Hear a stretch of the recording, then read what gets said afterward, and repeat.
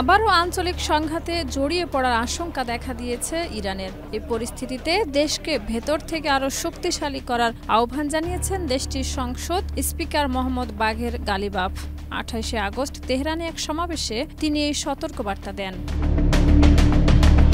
Ghalibaf বলেন, আন্তর্জাতিক ও আঞ্চলিক পরিস্থিতি যথাযথভাবে বিশ্লেষণ না করলে ইরান বড় সংকটে পড়বে। যুক্তরাষ্ট্র, ইসরায়েল, ন্যাটো এবং কিছু আঞ্চলিক শক্তি এখন ইরানের বিরুদ্ধে সামরিক প্রস্তুতি নিচ্ছে। তিনি আরও উল্লেখ করেন, ট্রাম্প প্রশাসনের প্রথম মেয়াদে আকাশ প্রতিরক্ষা ব্যবস্থাগুলো আমাদের বিরুদ্ধে একীভূত করা হয়েছিল এবং এখনও সেই সক্ষমতাগুলো ইরানের ক্ষেপণাস্ত্রের বিরুদ্ধে ব্যবহার হচ্ছে। তিনি আরও বলেন, জনগণের সমর্থনই আমাদের সবচেয়ে বড় শক্তি।